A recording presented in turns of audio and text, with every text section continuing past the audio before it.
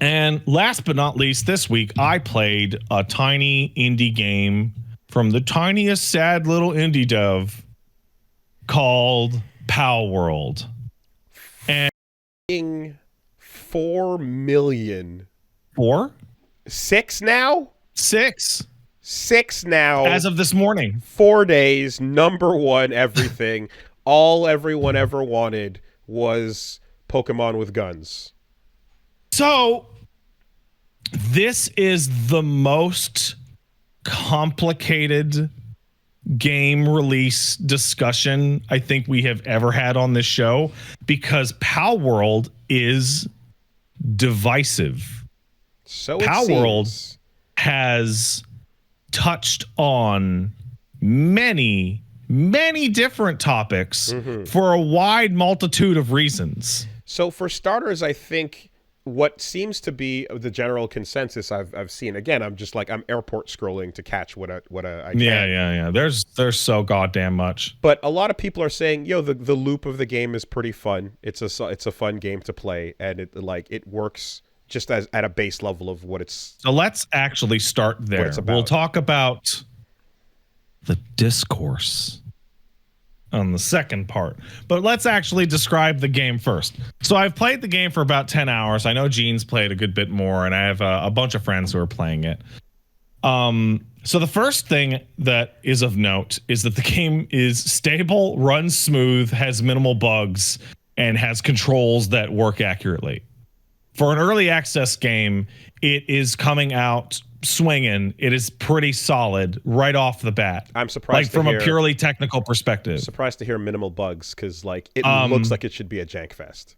It sure fucking does. Yeah. It really does. So as comparison, the only game I can think of that I played in early access that was more stable was Hades. Ooh. Okay, big praise. Like Baldur's Gate 3 retail release was way more fucked up than this thing's early access release. Like it is well optimized. It is smooth. There, you'll see AI break on enemies or whatnot, or some collision stuff, but it's pretty solid. On top of that, it's pretty good. Okay. It is also not what people thought it was. So what people thought this was going to be was Pokemon, but you give Pikachu a gun, right? I assume that is what you thought it was, because that's what I fucking thought it was. That's what I thought it was from the first trailer, and then the more they started to show stuff off and put footage out, the more it seemed like. Also, actually, you're running around in third person, and it's an action game that you're participating in, but the theme of the Pokemon thing is happening around this, like you're Fortniting at some points, you know what I mean? So I'm going to use a lot of games as examples that I don't think you've had a lot of experience with. It is not Pokemon with guns. It is Ark or Factorio or RimWorld with fake ass Pokemon. Okay. So catching fake Pokemon, or pals, which I'll be calling them, is actually just a means to an end to get labor to manufacture your base. Which sounds like pals Minecraft-y. Pals as combat utility is secondary to pals as labor. So, I'm going out, and yes, I have a bow and arrow. I currently don't have a handgun or a rifle, but I have a bow and arrow, and I will shoot the Depresso, a tiny little fake-ass Pokemon who is sad all the time and loves energy drinks. And I will then see that the Depresso's life is low, and I will throw a Pal Sphere at the Depresso, who will then magically go into the ball, and then it'll go boop, boop, boop, and then it will capture, and I'll get a little bit of experience, and I will now own a Depresso, and Depresso, it must do what I say. So the most important part of that is not that I caught a dark type pal that will help me fight against ice types. The most important thing is Depresso has the base attributes of handiwork and farming. I don't know what Depressos are. I'm just using them. Handiwork and gardening and transporting. Sure. So when I put the Depresso in my base, Depresso will take lumber that the deer are chopping down, and he will bring them to the box that I have set up for lumber. And important distinction here, I guess, because what I was kind of wondering about is like, from the trailers and such, I was like, I'm assuming there's an adventure you're going on, and while you're doing that, there's like a you have a home base thing, but that I don't know, but like that base is actually the priority. The base is the thing. Okay. Yeah. Okay. So like I have currently 9 pals working in a base. They are doing the following. The grass types are planting berry seeds. The water types are watering those berries. And then the normal types are harvesting those berries and putting them into a food bin so that all of the pals, when they get sad or hungry, go to the food bin and eat it. When they get too stressed because I'm working the fuck out of them, I have a hot spring that they can go into and relax. They need to relax because I have a mining depot and a lumber depot and a cooking station and a smelting station. Now, anybody pretty much can work at the lumber yard or the mining pit. However, I need a fire type to run the smelter. And I'm making a lot of ingots. So that Firefox called Fox Sparks, he is just working 24 hours a day on the bellows making ingots. And he gets mad. I'm working, he's like literally working 18 hours a day.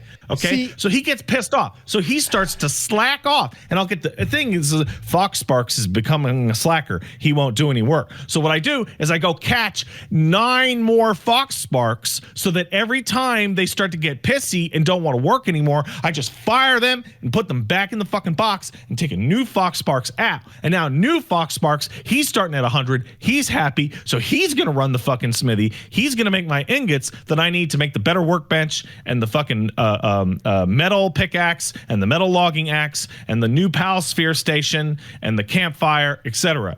But because these are the main goals, the issue, I thought the slavery was optional.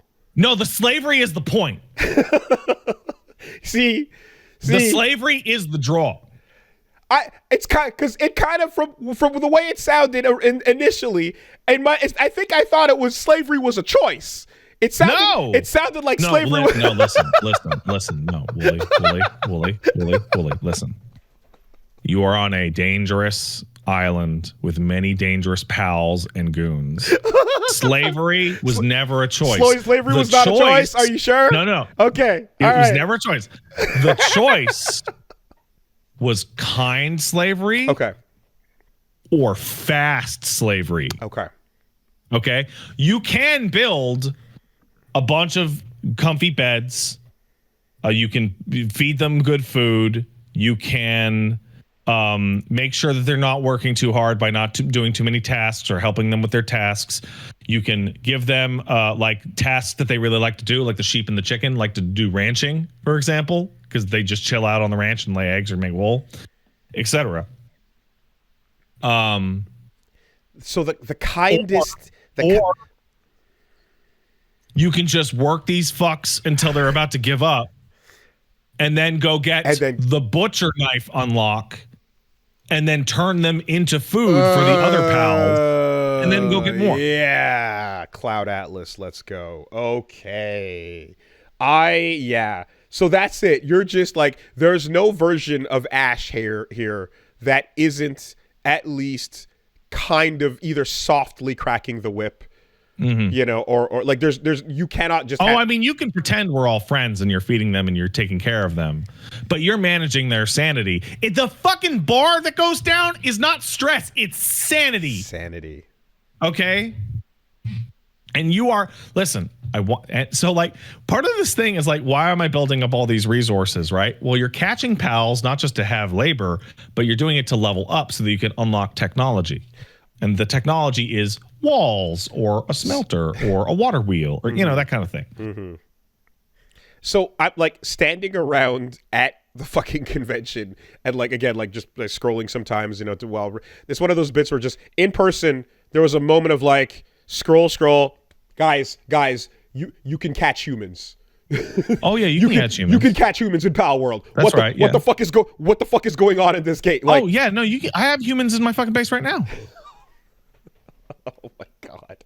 No, here's the thing. Here's what really matters. Then they have the same metrics and Oh, absolutely. Here's the thing. See, pals back in the day, they were humans, and at some point there was an evolutionary split, which is why the pal sphere that works on pals also works on people. I see. But also, once you put a human into the pal sphere, they are yours. You own them. They will do whatever you tell them. Clearly. Until they get uppity. So, Gene also explained that like beyond the like onboarding process, there's a little onboarding story sequence you go through. And that'll give you like goals in the upper right. That's like maybe build a base. But there's no real continuing like plot per se. No, you're it's just it's dropped like, hey, into you're the building setting. it up. You're building it up, and there's these towers that have bosses, and there's some big, super strong monsters around. It's very free form. It's very, very open. So any commentary that you would derive from the mechanics of this game is self-derived, and there's no character, there's no cutscenes or specific goals. Yeah, you work towards listen, the game is about fake ass Pokemon, and the question is, would it be really funny if you had fake Pikachu with an AK-47, but then you put him to work in the mines and gave him, quote, suspicious liquid so that he works faster at the cost of his sanity. And then when he's exhausted, you butcher him for his friends to eat and just go get a new fake Pikachu. Okay. All right. So, uppity was the word used on the board here. Yes. Yeah, I would say that's accurate. That's one descriptive. Because like I get the fucking so Wooly, I'll have the right now my bane is Fox Sparks because Fox Sparks, all the ones I caught aren't good workers, so they'll just breathe fire and they'll light up the campfire and they'll light up the torches, and then I get that red slacker prompt, and then I just kill them and feed them to the rest, and new Fox Spark on the board. Do they ever try to get away, and do you ever have to go? No, they're basically brainwashed the instant they go in that fucking sphere. Okay. Are there? They have no free will anymore. Okay. Are there those? There are those that work the fields, and then there are those that work. Yes, currently the water and grass types and the normal types work the fields. Yes, ostensibly, it's called a plantation, Wooly. Not the berry plantation. One of the first upgrades that you get. It is a berry plantation. Okay. All right. And listen, you could put their beds anywhere, but you don't want to put them in your house, and you don't want to put the crafting stuff inside your house because you don't want any of the pals getting their disgusting pal juice on your fucking nice floor. I am being defeated because I'm trying to use my powers to place things in the awkward place they should go in. It doesn't work on this only one. To turn and find that you're already there. Yeah, no, we're already there, man. It's all in here. What do you mean? What am I supposed to do? I don't know. You'll just have to be awkward like the rest of us. It's actually called a plantation. Oh yeah, it's a berry plantation. Jesus Christ. It's part of the tutorial. It's part of the tutorial. Well, fuck. All right. As people in the chat are saying there's no subtext to this game. It is all text. It is text. It is straight up text. Yeah, I have no powers here. So like, yeah, dude, building your base and getting pals as labor is actually way more important than them as fight. So yeah, you go out there and there's roaming big pals, or there's bosses that you fight that have their own pals, or like bunch of wild pals and herds, right? That you would fight. And that you would want strong pals to help you with, right? Leveled up pals that have all three of their skills, and maybe, you can also get every pal has an upgrade that you can get that you can build for them via the crafting, which is stuff like the little green monkey guy gets an AK. Okay, yeah. And he'll shoot. Or there's the deer that gets a saddle, and that unlocks like horse, like deer mounted like combat and like really fast movement speed. Oh, for like right? you, And for the you flying yourself. ones you can fly. Yeah, okay. And it also totally stole Breath of the Wild's glider. Oh yeah. And Just Cause 2's jet grappling hook and glider combination. Okay. You remember? I don't know if you remember that. Just Cause, yes. You You grapple the floor and then hit the And then shoot parachute. up. Yeah, Yeah, no, that's yeah. here. Okay, but you're using pals to make those abilities happen. Yeah, like most of the time when I'm trying to go get pals or go do something, I don't even have my pal out because they'll kill the pals I'm trying to capture. Oh, Jesus. Okay. Right? Yeah. So I want it as labor. And the part about the game that I feel relatively few people are talking about because of the absolutely absurd nature of its concept and all the drama is that the reason why people are so attached to this game is that the base building is simple, clear, interesting, and works really, really well. When you have like the 9 or 10 and they all have different like specialities and you just put them on your base, they actually start to do all the tasks that they're good at, and you don't really have to manage it. Like the ones that are good at chopping lumber will go chop lumber, and then the ones that are good at transporting will take the lumber to your boxes for you. So you have all the time in the world to go vanquish sliding around the map. Yeah. Apparently. Yes. Wild. Okay. And it really, really genuinely works. I'm not familiar with Ark. However, I have been told that Palworld launched with more content in a more stable form than Ark has ever had, despite being out for multiple years. Like it is very, very impressive. And a lot of that would also be, I guess, well, okay. I would assume that it's like, oh, well, they must have built up their experience from the previous game. Is what you would assume. What was it called? Craftopia. Craftopia, right? Only to then find out via bullet points things such as we did not know what a rig was. So now we get yes, the starting point. This whole context has to be under is the game's pretty good. It costs $25 and it has sold 6 million copies. So every variation of this discussion has to be within the context of like it's too late to even have the discussion at all. Like the Palworld has won regardless of it's evil or not. But the discussion is still fascinating. So step 1 is the company that makes Palworld also made is called Pocket Pair, and they have released 2 other games. One is called Craftopia, which is an astonishing, like creatively bankrupt Breath of the Wild clone with a lot of crafting, and some of that stuff actually carries over into Palworld. Someone says that interview is fake. If that's the case, cite your source. I didn't hear that. Show me. Well, it's not an interview. That's the main thing. It's translated. It's a translated article that they put up from the CEO on their website. Okay. Well, if accusations that is not real are a thing, then cite your sources. Because I didn't hear anyone else say that. It's one of those things. It's like this is guy telling you how it is. It is up to you to determine whether or not that is how much benefit of the doubt you want to give, right? Right. But Craftopia is like hilarious ripoff. It looks like Breath of the Wild from a distance. They also put out a game called AI Art Imposter, which is a Amogus clone in which they use AI image generation. The thing that everyone is freaking out about because it's a plagiarism machine to generate fake images, and you have to spot the fake one, which is funny, but also they are actually totally using I don't know what library it is, but they are absolutely using a data scraping, bad AI machine. Right. You know, one of the bad ones that's like unethical and steals people's shit. Sourcing from large databases Yeah. and building libraries. So the sequence of events, as best that I can drum it up, is, and I'll try and cite everything that I can remember, is Palworld is coming out, and then if you go to the Palworld website or the Pocket Pair website, you can find the CEO talking about the development of Palworld. They taught, and this is grain of salt because it's the CEO's own mouth, right? Like, if you believe they're lying, then ignore all this. They basically describe that they are maybe the most incompetently run game develop company ever, and they are very forward about it.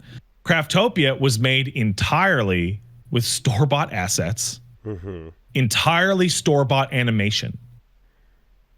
Literally had no, they were literally plugging fucking store-bought Legos together. Unity asset flip ass. In order to make the game, and then they tried really hard to make it a cool thing, and they did have some ideas with the way the crafting worked, but like that is a Lego which video, like that is put the blocks together. Learning that makes the brazenness of their style like makes so much more sense, because like usually it like most things that are that wild about like their content like don't make it to that level of like through the revision process, you know. They also described how they didn't understand what a rig is. That's crazy. And they didn't know what version control was. So they would just put versions of the game onto USB drives and just buy tons of USB drives to walk them around the office. I saw someone say like a part-timer that was a student like was responsible for a number of like the models or something like that were not just purchased. Then they go into the things that led them to make Palworld, which is they had the core idea, and then they added guns because they wanted it to be globally successful, and Americans like shooting guns. So if we put guns on the PALs, then Americans will like it, which is the funniest fucking thing in the world because they're completely right. They're completely right. They're completely right. But then they ran into a situation in which they didn't know how to make gun animations, and they didn't know how to find somebody to make gun animations, and they didn't have any money to hire anybody to make gun animations. So they found a like teenager who was working at a convenience store part-time, that their hobby was to make fake gun animations for YouTube. So they were like, do you want to make fake gun animations for our fake Pokemon game? And they were like, yeah, sure. Someone said this. It's a Dojin circle. It's a Dojin circle. That's what it is. Yeah. This is a garage kit fucking company. This is exactly what this sounds like. They also they found an artist that had apparently was very good, but took forever and had a really bad time in the job market. And it goes on and goes on. And basically, the long and short of it is that the people making this game are not professionals. They are barely amateurs. Like this is if you believe the CEO, right?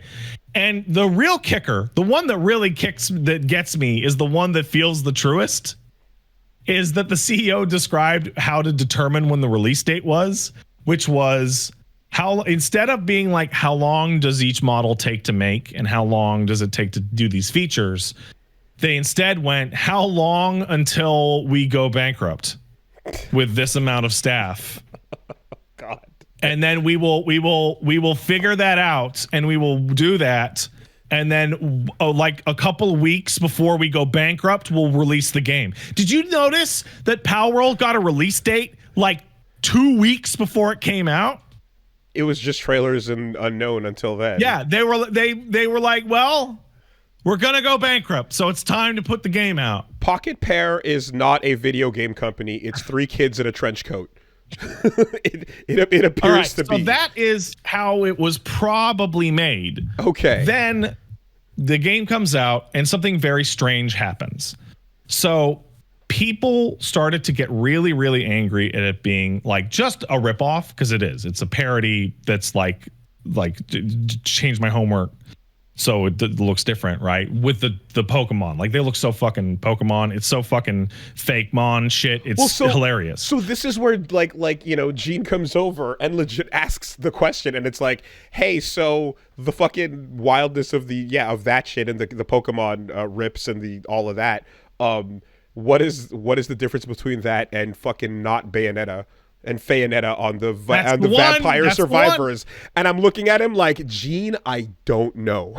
Okay, so we'll get there. There's so much, Wooly. I had to read so much and talk to so many people.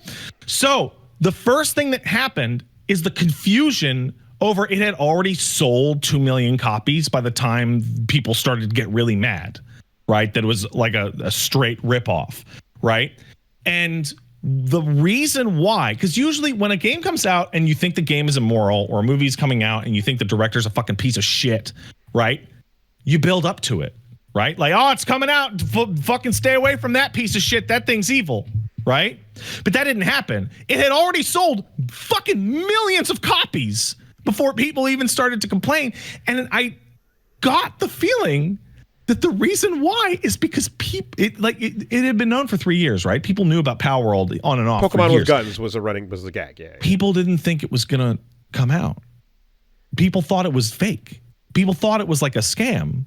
And so when it came out and people were playing it and telling other people to play it because it's real, suddenly this hilarious fake scam shit. Oh, wait, hold on. Wait, is this actually fake plagiarist scam shit?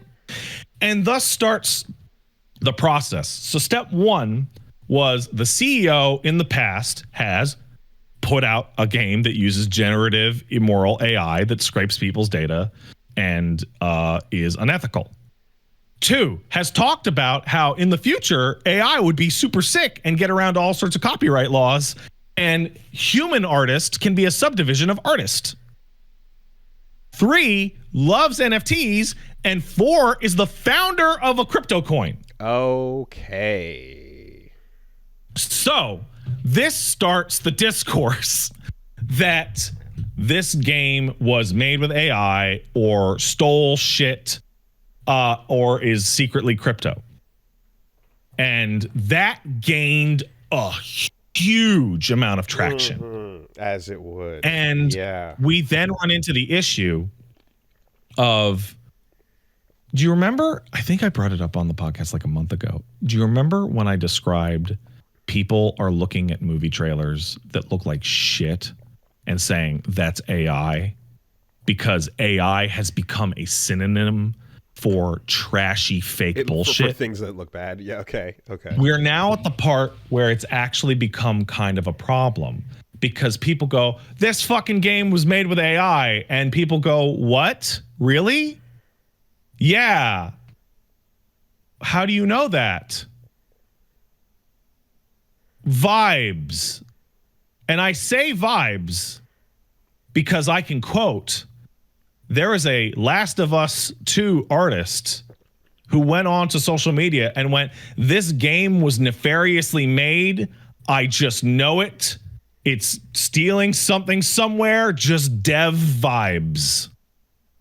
Now, the fact that the game came out and obliterated Last of Us 2 Remastered's release plans, notwithstanding, like it's actually based off of feel. And I understand because you look at something and you go, that looks like a fucking ripoff.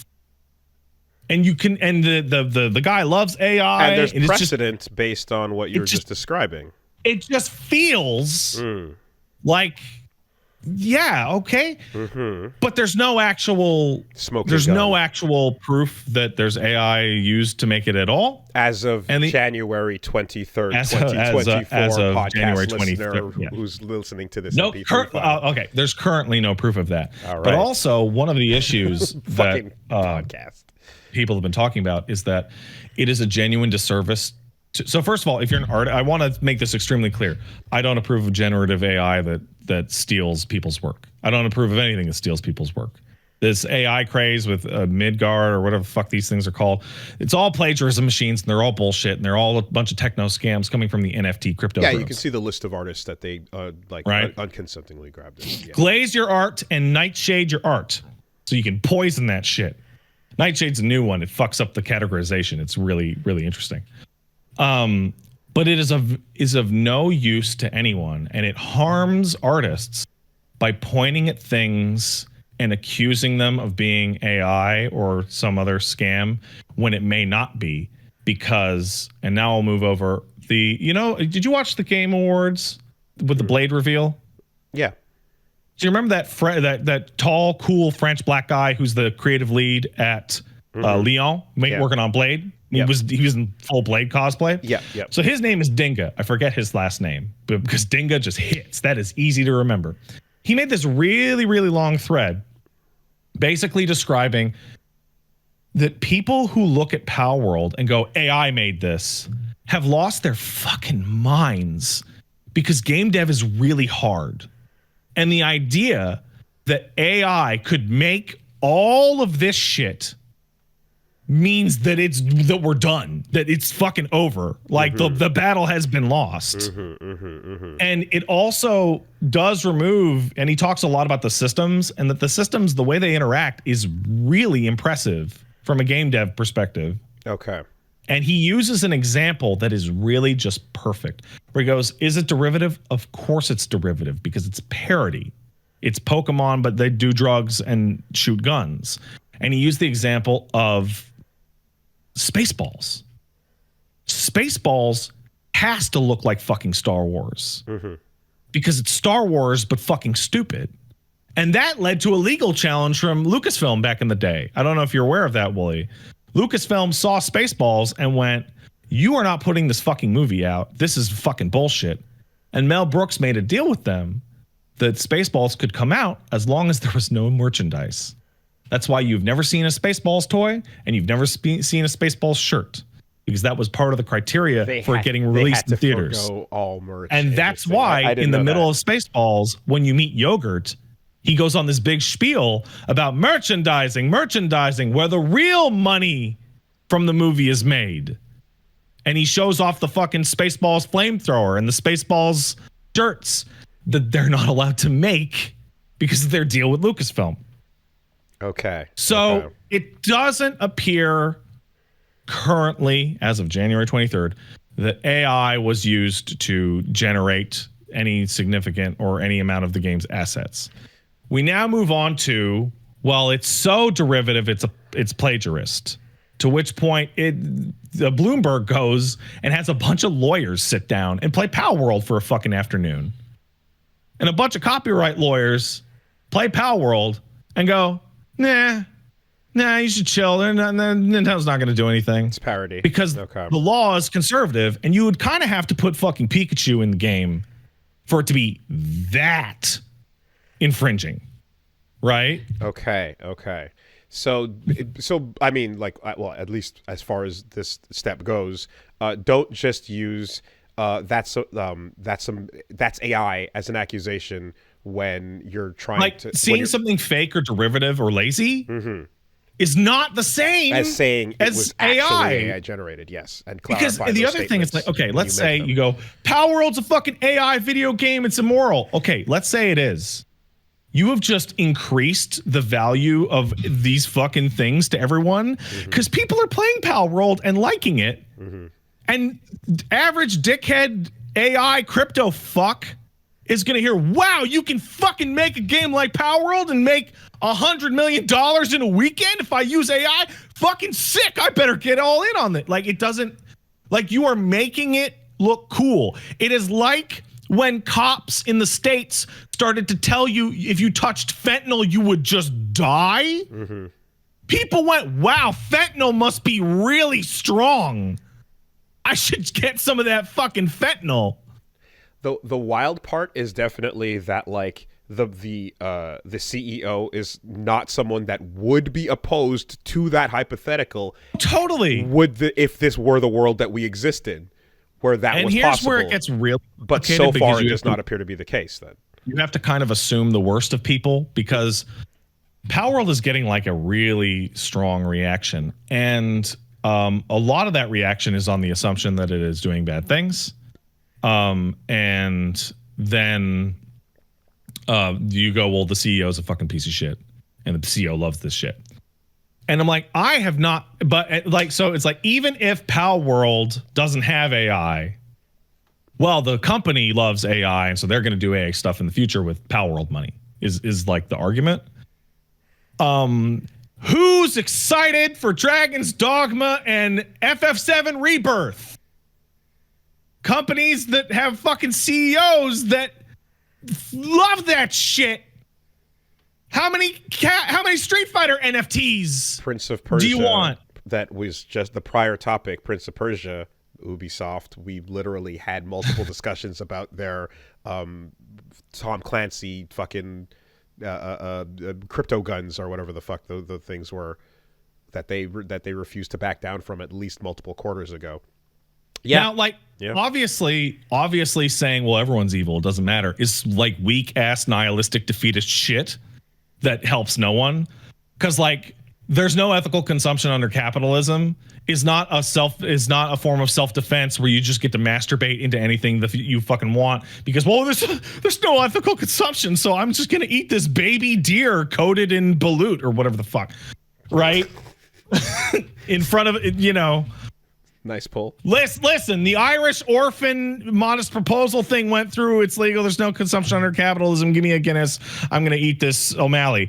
It doesn't, like, it's weak, right? But at the same time, the level of scrutiny that Palworld is getting compared to games that are like releasing within like a month. Like, here's a really good example. Square Enix is putting out Foam Stars and saying Foam Stars uses AI image generation for its assets. Outright. They said that last week. I haven't seen a single fucking person in the world go, well, I'm not playing FF7 Rebirth then. I can't support that company.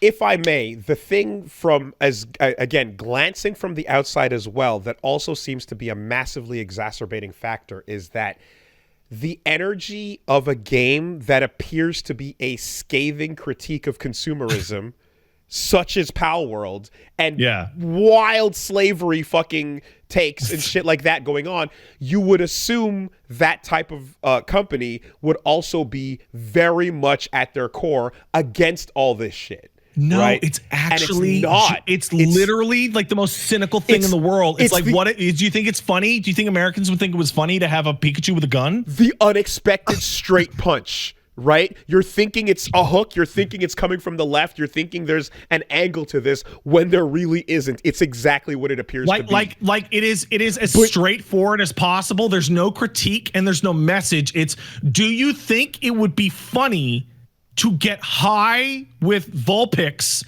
and then beat his ass and eat him? And it's so wild because when you see a fucking sweatshop slave factory at work with like a budget has created this scene for this trailer for this video game you can purchase, you're like, oh, they must be making a point here. And no, and that's not the case. So I bet you a bunch of that energy is assuming that that's what the intention was. You know, Palworld is legitimately an unironic Kermit the Frog with katanas smoking a blunt. Right. It is the exact same energy as, man, what if, if I can tell you this, what if Sonic the Hedgehog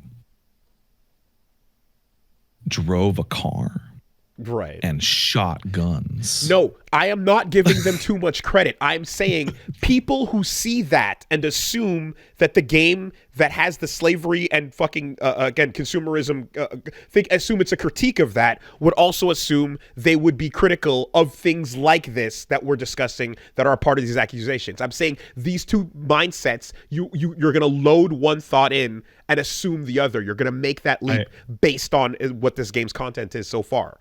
I gotta point out, by the way, guys, that me using Sonic the Hedgehog driving a car and shooting a gun, and you guys in the chat going, you mean Shadow? Yes, I mean fucking Shadow the Hedgehog. That is the point that I am fucking making, is that Sega did it first.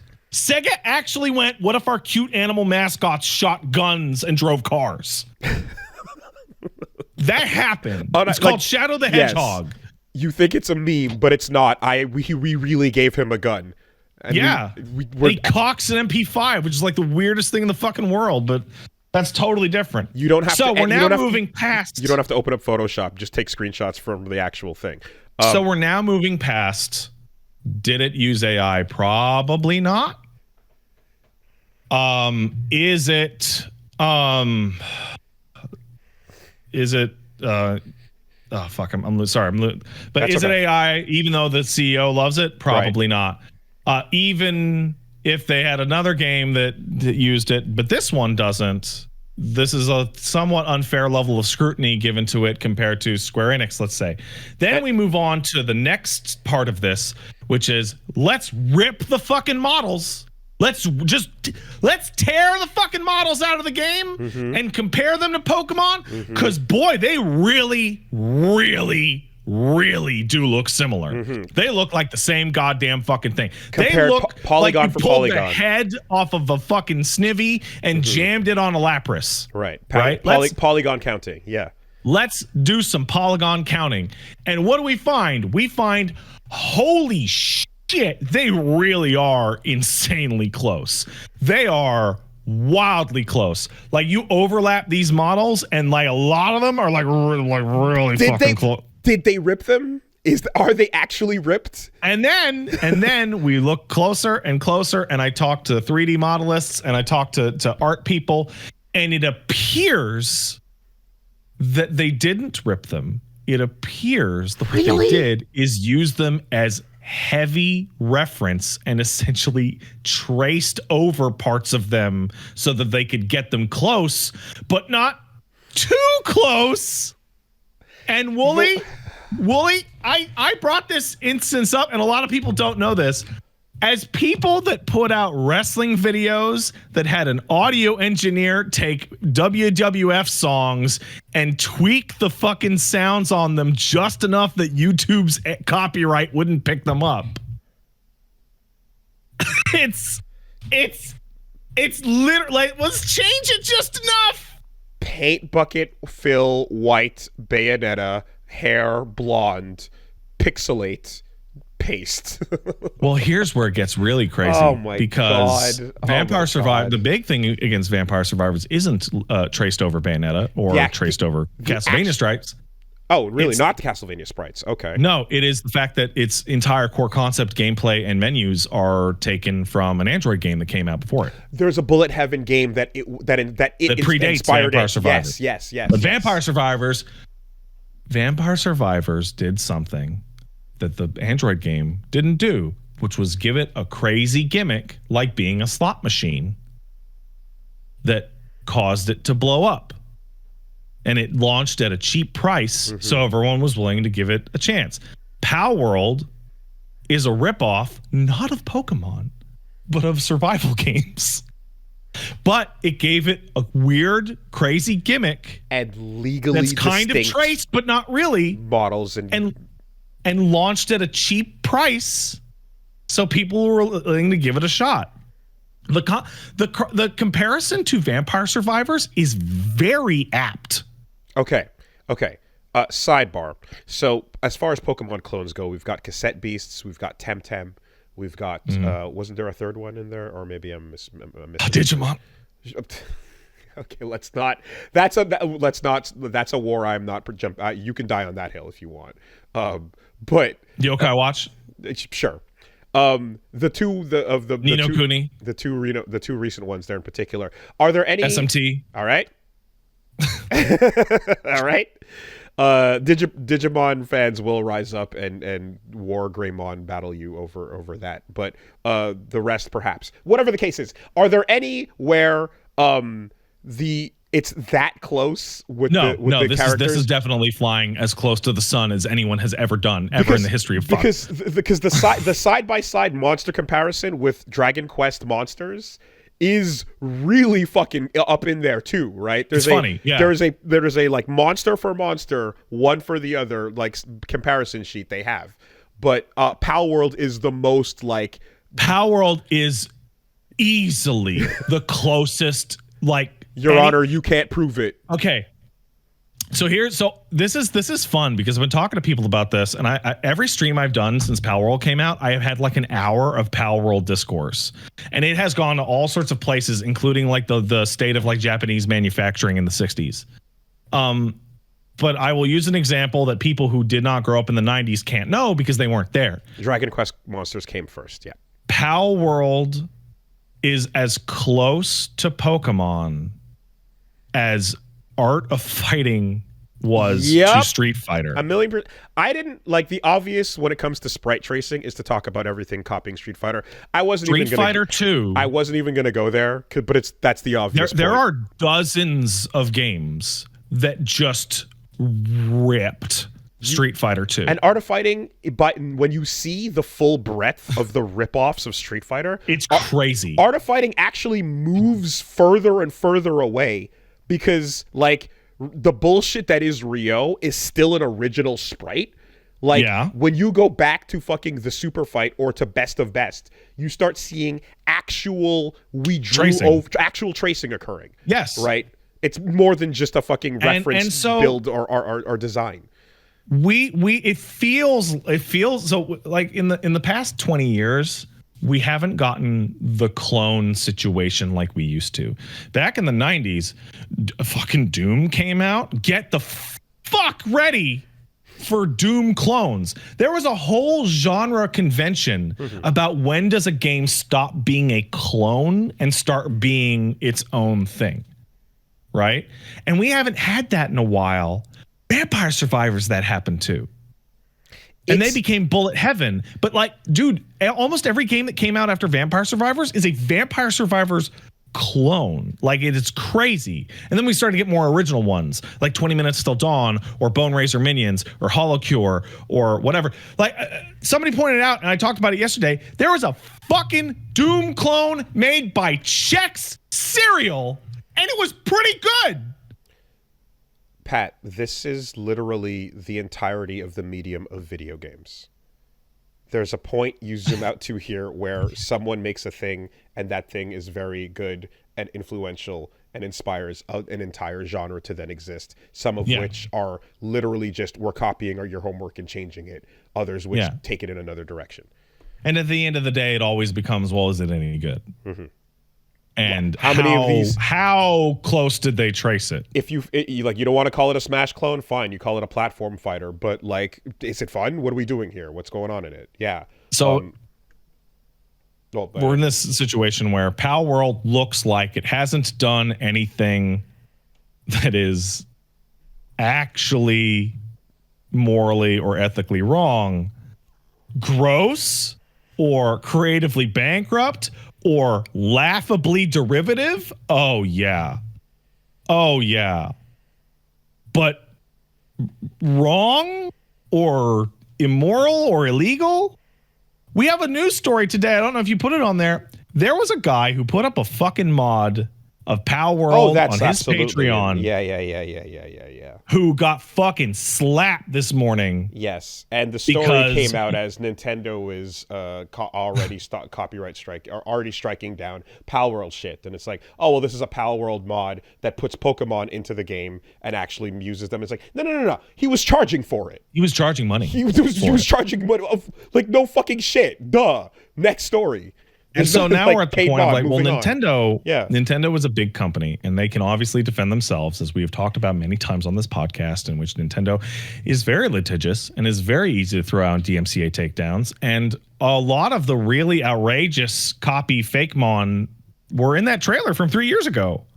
And Palworld made it all the way through its development and came out, and I don't think Nintendo's going to do anything. There's a tweet here from last year, March, where the CEO, that it's being translated through auto-translate, so it might not be the most accurate, but it says, Pocket Pair, the result of introducing AI to improve business efficiency, led to employees handing their work over to AI, but the quality was so high that they were disappointed. That doesn't even make any sense. I don't understand what I don't know. Like I read that earlier and I couldn't make heads or tails of it. Feels like I'm not getting a good translation. Does that mean we tried it out and the results were higher quality than we wanted, so we stopped using it? Is that? I don't know. I don't know what that's. Ironically enough, we're using a fucking AI to machine translate this thing, and we can't fucking make heads or tails of it. I don't get it. All right.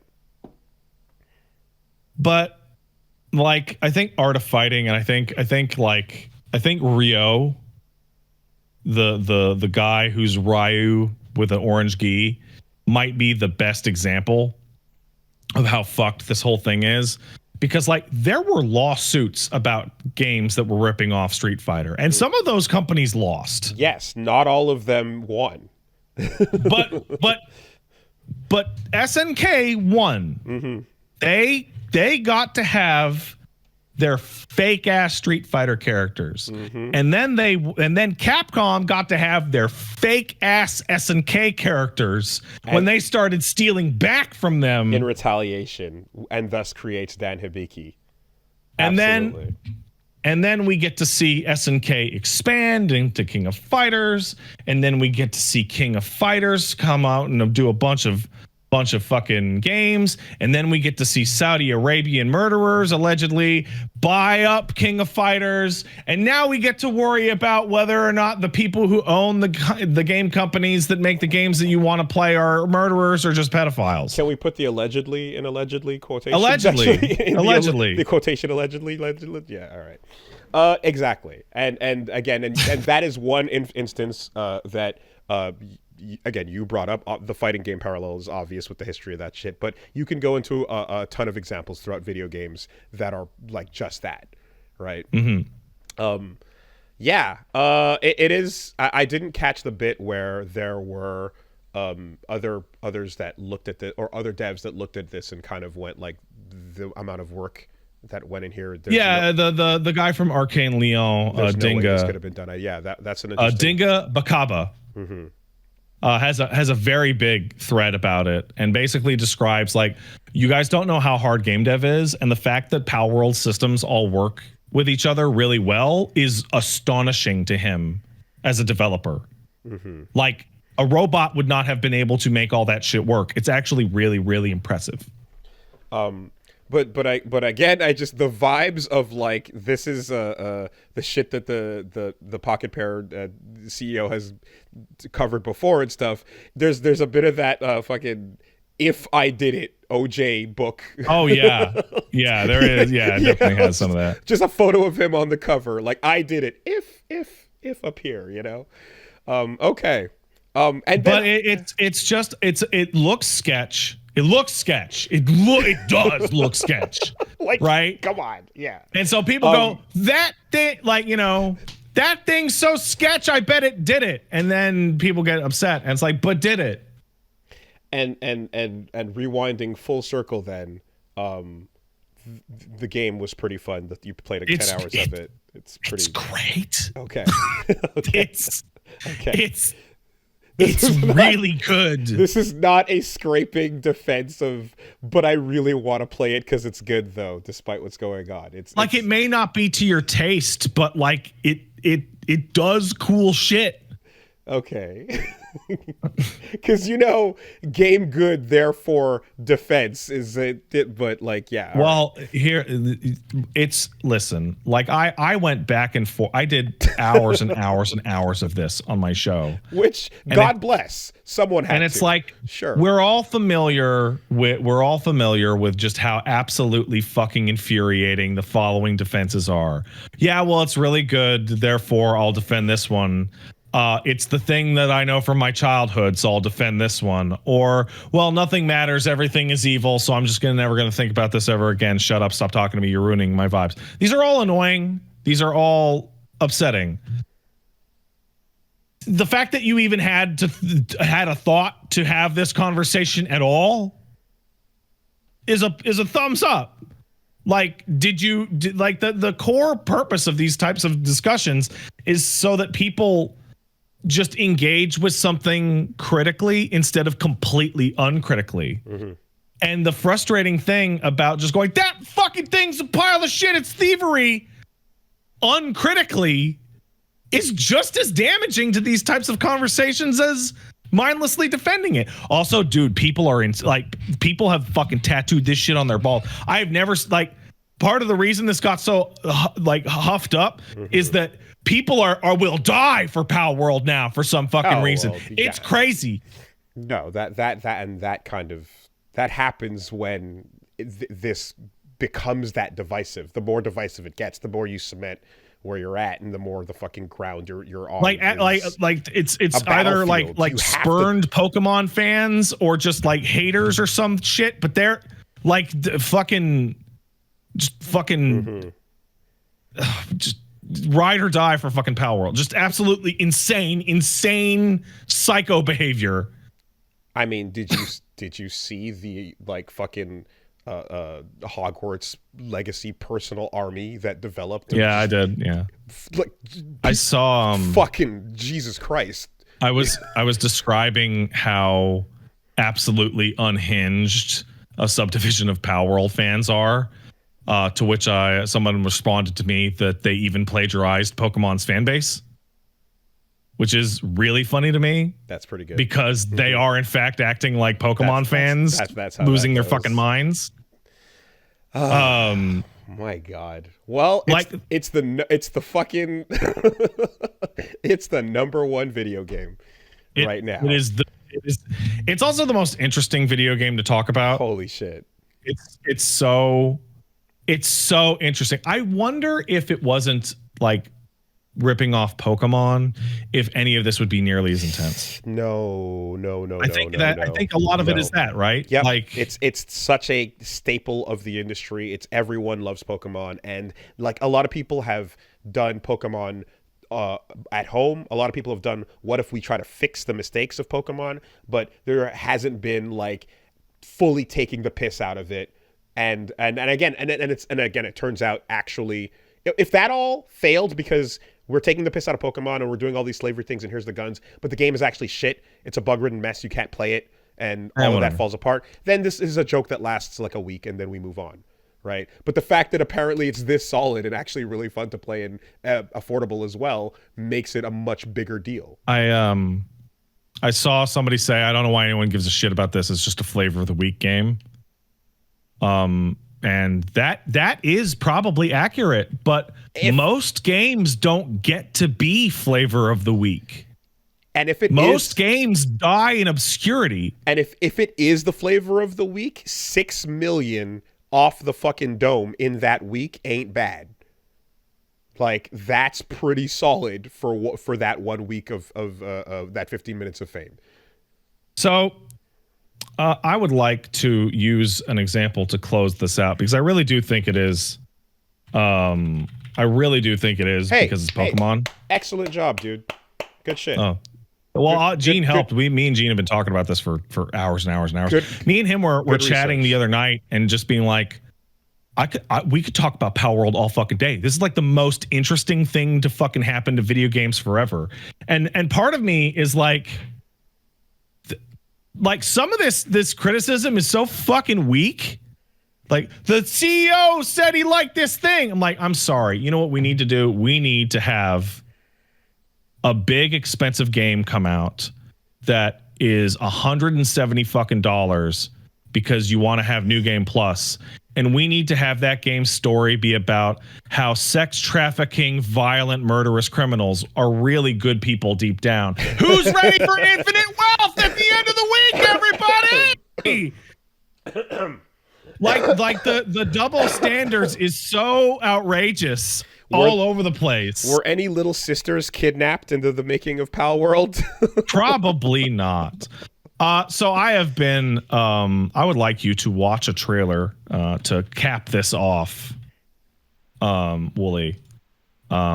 This is a trailer that came, first of all, shout out to Dad Asana for finding this for me while we're talking. This is a trailer of a game that Pocket Pair announced 8 months ago called Nevergrave, The Wish and the Curse, which I don't know if I heard anyone talk about it even once. Oh my God! Yes. Yeah, actually. Okay, Nevergrave, the Wish and the Curse. Yeah, fucking just like Hollow Knight, Ballo Knight. Hollow Witch Knight. Talk. Ballo Knight though. I mean the backgrounds, the sprites. Like the main character is a witch, and it's a 4-player game. But everything else happening, like I can't. Well, except for the part, and this is the funny thing, if you look at the trailer deep enough, there's a village that has base building and crafting and management parts to it. They seem to love that shit. Oh my God. They put it in every game. And this was 8 months ago, so this was in the era of Silksong Never. Yeah. Right? And this is a hilarious, obvious ripoff of Hollow Knight that also looks really solid and looks more. This is my favorite part. This looks more different to Hollow Knight than Crowsworn does. Does it? Interesting. It does. Okay. Because if I just saw this trailer without any context, I would just go like, is this kind of like China doing Hollow Knight at home, you know? Kind of like No, it's Japan. And it's and not. That's the funniest thing. Yeah. This is a Japanese company. Everyone immediately thinks China because China doesn't give a fuck about IP law. Exactly, yeah. And you get a lot of low-grade, poorly manufactured shit out of China. And then so this discussion is how I ended up talking about the electronics boom in the 1950s Tokyo, because of the inability to make high quality products. So made in Japan was a marker of low quality in the 50s and 60s until they got their industry up and running, and then it became like the premier place for electronics. Yada yada yada yada yada yada yada. Huh. But we are watching like on the assumption that they are not using actual theft here. January 23rd. They're just really doing it. It looks like we are watching SNK being born again. Where every game is horribly derivative, but they also look pretty good. And each one is slightly less derivative than the last one. I mean, is the like, would it be funny to shoot a match up in the face? Is that not, hey, check it out when you beat Yuri and King? Hey, look, their shirts blow open. Look, wouldn't it be funny? Look, there's some sprite titties. Ha. Yeah. Like, or is it like SNK was actually that? How about this? Are you ready? Are you ready for this one?